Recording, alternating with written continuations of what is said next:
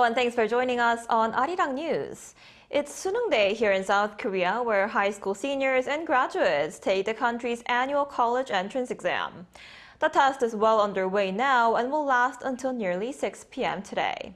For more on this, we have our reporter An Sung-jin live via one of the test sites in Seoul. So, Sung-jin, what was it like there this morning? Well, Indy, according to the Suneung timetable right now, students inside should be heading into lunchtime. But between our arrival of 7 a.m. and a little bit past 8 a.m. since the exam has started, we have seen students stream in being cheered by others who are holding up signs like, "You can do your best" or "Good luck." Now, we have seen that luckily the weather isn't too cold, as normally temperatures drop around Suneung Day. For many students here in South Korea, having a good score in Suneung is something that they strive for, as it could determine their next step. Now, this year we saw 550,000 students taking the test at nearly 1,300 test centers across the nation. I hope I get everything correct, even the things I don't know. I feel nervous just coming here to cheer for them, so I can't imagine what it's like for them. I hope that when I take the exam, I'll also have a good result.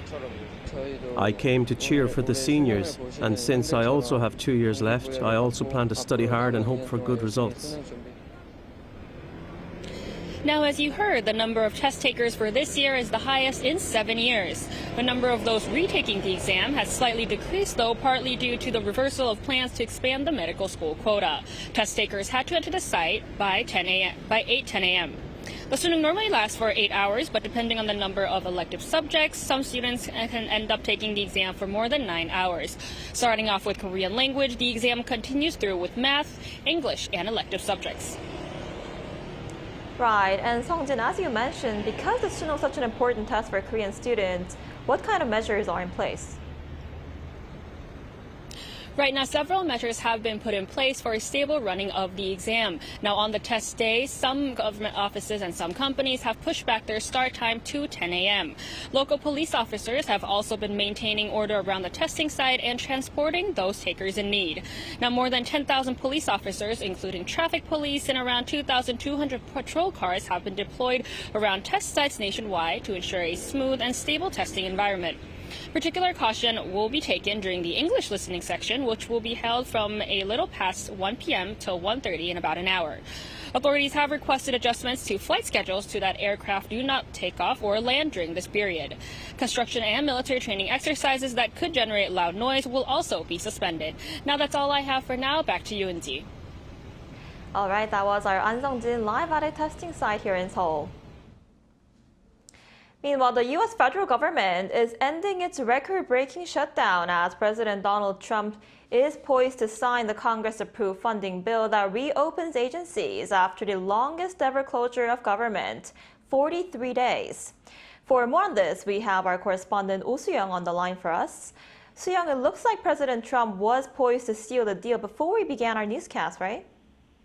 That's right, Indy. So it looks like there's now a bit of a delay. So President Donald Trump was set to sign into law the compromise bill approved by Congress on restoring federal services initially around 15 minutes ago at 9:45 p.m. on Wednesday in Washington, D.C. But we're still waiting for confirmation that he has. And, of course, we're expecting live images to come through when he does so. The House of Representatives convened for the first time in over a month on Wednesday to vote on the short-term funding plan that was endorsed by the Senate this Monday. And amid ongoing bipartisan clashes, the House finally passed the bill with a 222 to 209 vote. Now, this is going to keep the federal government running through January 30th next year and restore the full-year funding for Veterans Affairs and military construction, as well as safeguard the Supplemental Nutrition Assistance Program, or food stamps, through September next year. Now, this is going to effectively end 6 weeks of federal government shutdown, which is, as you said, the longest in U.S. history. Right, and Soo-young, so what can we expect to see in the coming hours or once morning breaks across the United States? Well, after President Trump signs the bill, agencies can reopen within hours, and hundreds of thousands of federal employees are going to go back to work and receive full back pay, with offices across the nation from the IRS to national parks restarting their operations. Air traffic control staffing and transportation safety should return to full capacity, easing delays seen in recent weeks. But this still is a short-term fix, not a resolution, as partisan divisions remain, with most Democrats remaining opposed to the bill. Of course, the biggest point of contention has been the Republicans' exclusion of healthcare subsidies, which Democrats insist must be extended by the end of the year. One Democrat said that the fight is not over.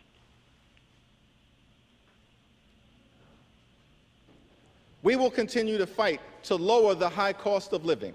House Democrats will continue to fight to address the health care crisis that Republicans have created. And House Democrats will continue to fight to extend the Affordable Care Act tax credits for tens of millions of Americans. This fight is not over. We're just getting started. While Republicans continue to blame Democrats for the shutdown's fallout. Absolutely no question in anybody's mind now that the Democrats were responsible for this. They openly admitted, many of them said it in their own words, that they used the American people as leverage in this political game. With the standoff expected to stretch on, the short-term funding bill tonight will buy time until January 30th, but Congress will face again yet another funding deadline.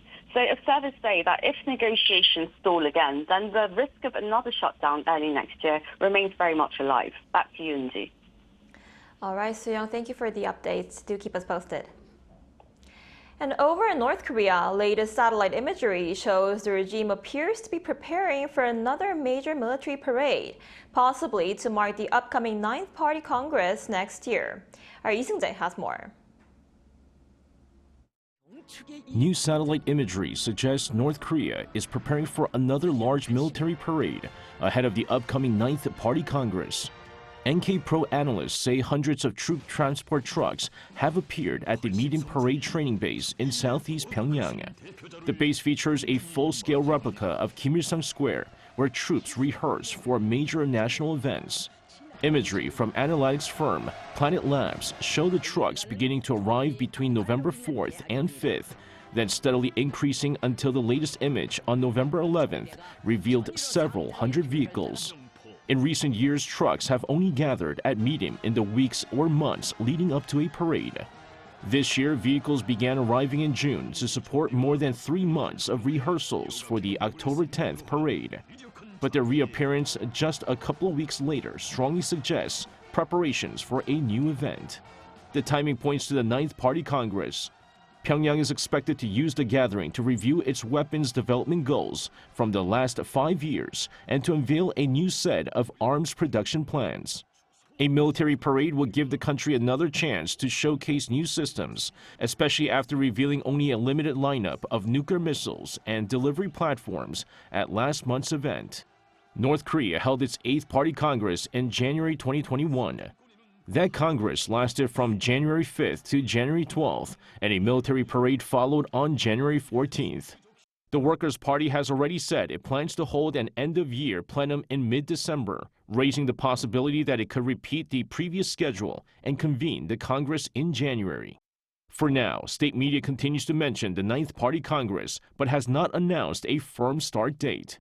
Satellite imagery, however, strongly indicates that preparations for a major parade are already underway.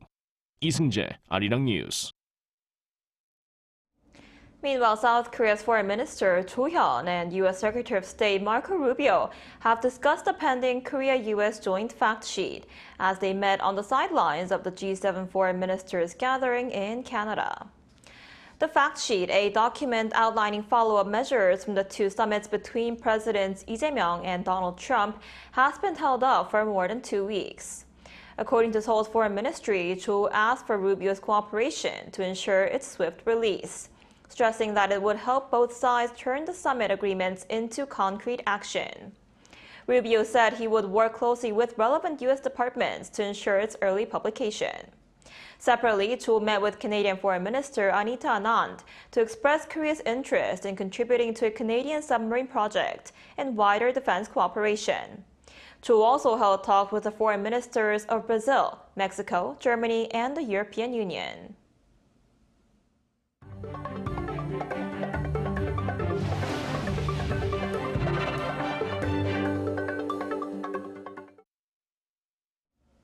U.S. FBI Director Kash Patel has said Beijing will now designate all 13 fentanyl precursor chemicals and place 7 chemical subsidiaries under new restrictions. Now, the announcement was made at a White House briefing on Wednesday, where Patel said the move effectively shuts down what he called the pipeline that fuels fentanyl production and is used by Mexican trafficking groups. Fentanyl has been linked to thousands of American overdose deaths each year. The United States has also listed China as a major source of illicit drug ingredients. And on the science front, the 4th launch of South Korea's homegrown space rocket Nuri is set for November 27th. Final safety checks are underway as this will be the rocket's first nighttime liftoff. Our Cha Eun-kyung reports. The next-generation medium-sized satellite number 3 is the main payload of South Korea's domestically developed Nuri space launch vehicle. The satellite will carry out missions related to measurements of the Earth's aurora and magnetic field. The satellite is said to be put into a sun-synchronous orbit about 600 kilometers above the Earth for the aurora observations. Due to the launch site and Earth's rotation, the optimal sun-synchronous orbit launch time is around 1 a.m. The authorities have designated a launch window between 12:54 a.m. and 1:14 a.m. on November 27th from the Naro Space Center in Goheung, Jeollanam-do Province. The exact time will be determined the day before the launch. The space rocket's payload weight has been increased from 180 kilometers to over 500 kilometers, as other smaller satellites for diverse missions will also be carried. The handling of the hydrazine fuel processing, usually for medium-sized satellites or larger, will be independently handled by domestic teams without foreign assistance. The rocket will also carry 12 smaller microsatellites, all produced by domestic researchers and private companies. Compared to the 3rd launch, the total weight has almost doubled, and the targeted altitude for release is 600 kilometers. The head of the Space Launch Vehicle Research Directorate at the Korea Aerospace Research Institute, Han Young-min, shared an update on the ongoing final preparations during an online event Tuesday hosted by the Korea Science Journalists Association. The attention is high on whether the 4th launch of space rocket Nuri will succeed. Cha Eun-kyung, Arirang News. Korea's biggest game exhibition, G-Star, kicked off today in Busan, drawing game lovers from across the country to check out the latest products and upcoming releases. Our Pyeong tells us more. From Thursday, Busan transforms into a global hub for the gaming industry. G-Star 2025 kicks off for a 4-day run under the slogan, Expand Your Horizons, bringing together the world's top developers and publishers. South Korea's leading studios, including NCSoft, Netmarble, and Gravity, will headline the main exhibition hall. Main sponsor NCSoft will take center stage with its upcoming title, Ion 2, and other new global releases, while Netmarble presents fresh games like Solo Leveling Karma and Soul Enchant. The second exhibition hall will feature a global zone with major international players such as Bandai Namco Entertainment and Blizzard. Valve, the developer of Steam Deck, is also returning for this year's Indie Showcase 2.0 Galaxy. Beyond the exhibition floor, the G-Con International Game Conference will explore storytelling and narrative across games, films, and comics, featuring industry icons such as Dragon Quest creator Yuji Horii, Nier Automata director Yoko Taro, and film director Pyeon Sung-yeon. According to Busan city officials, this year's G-Star will move beyond a festival format to become a global business platform that supports local developers' international reach and strengthens Korea's gaming ecosystem. Traffic around Bexco will be partially restricted during the event for safety and crowd control. G-Star 2025 runs through Sunday, showcasing the future of gaming from Busan to the world. Pyeongyang, Arirang News.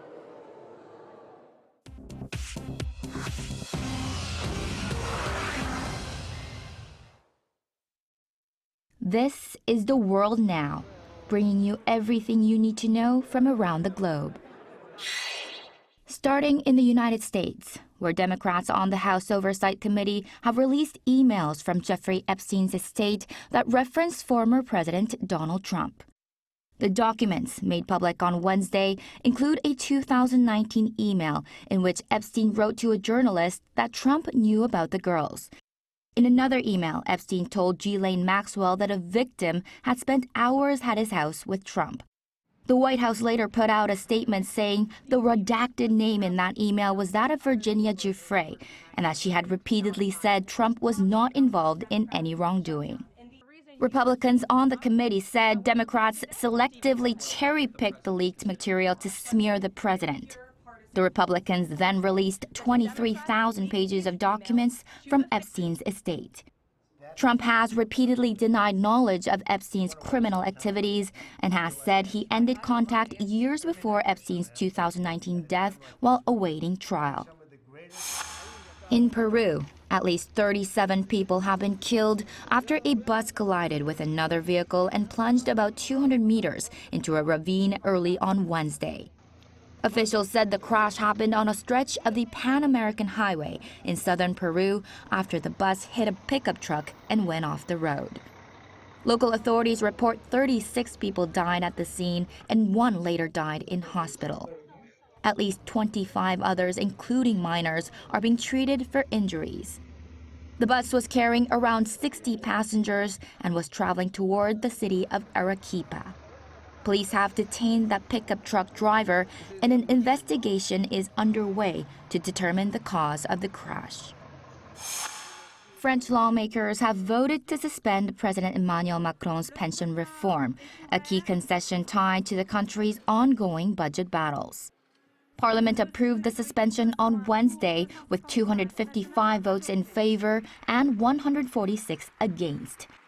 This freezes the plan to raise the minimum retirement age and comes as France debates next year's budget. The change still requires a final vote on the broader Social Security bill before it takes effect. The suspension was offered to win support from a pivotal bloc as the government works to pass its budget and manage France's large deficit. Cristiano Ronaldo said in a CNN interview on Tuesday that the 2026 World Cup will definitely be his final appearance at the tournament. The 40-year-old footballer told CNN he expects the 2026 event to be his last major international competition. He said he has spent 25 years in the sport and that he is enjoying the moment, adding that retirement will come, quote, soon.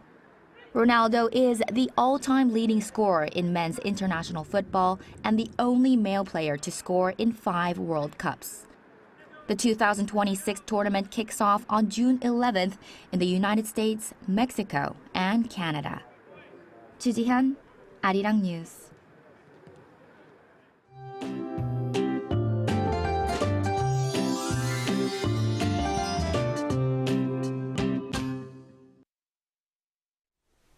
Today is the big day in Korea. The 2026 college entrance exam Suneung is taking place. Students headed to the test centers didn't have to deal with major cold weather this morning, and highs will also rise rapidly to 17 degrees Celsius here in the capital. And even when they get out of the centers after the test, they won't shiver heading back home. However, ultrafine dust concentration will be high today in many parts of Korea due to the dusty air carried by northwesterly winds. And this afternoon, most regions will see highs in the upper teens under brighter skies. But heads up, traffic will be extremely congested from late this afternoon as the parents of test takers will pick up their kids, with restaurants also set to be busy this evening. So plan accordingly for your day. After fine autumn weather, Sunday's rain will bring wintry air to the country early next week, repeating our recent Monday chill again next week. Seoul wakes up to 1 degree on Monday, but -3 degrees Celsius next Tuesday.